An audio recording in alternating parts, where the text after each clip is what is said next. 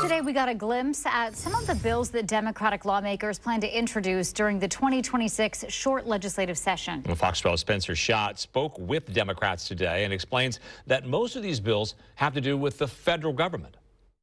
On Wednesday, Democratic representatives and senators laid out a handful of bills that they say will protect Oregonians from harmful policies that have been enacted by the Trump administration.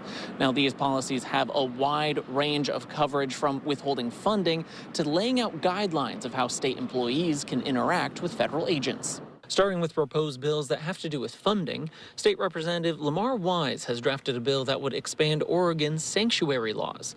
His bill would limit state funding, grants, and subsidies to private companies that work with the federal government on deportation efforts. It does not regulate the federal government, it does not interfere with immigration enforcement, and it does not tell private companies who they can work with. What it does do is set a clear standard for how Oregon spends Oregon money. Another funding bill that will be the first of its kind in the country will be introduced by Representative Willie Choatson. I will introduce a bill allowing Oregon to withhold payments to the federal government if the federal government unlawfully withholds funds from our state. In the last year, Oregon has been a part of more than 50 lawsuits against the federal government.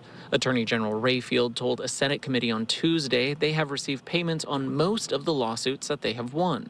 But Representative Choatson says this bill is a safeguard in case those payments are not made. The thing that we're not going to touch is our Oregonians' federal income taxes. That's what other states have tried to do, and no state has passed it into law yet.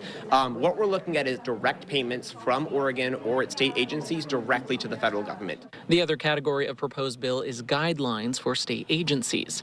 Representative Sarah Finger McDonald has a bill that tells schools how to respond if ICE or federal agents are operating on campuses. Senator Casey Jama wrote a bill that sets guidelines for what state workers can tell federal agents if they come into offices without warrants. And Senator Anthony Broadman's bill would ban state agencies from assisting the federal government in the sale of public lands. Plus, there's a bill that would ban all law enforcement agencies in the state from using face coverings and masks. California passed a similar law this year. When people don't know who is acting or what rules apply, trust erodes and fear fills the gaps.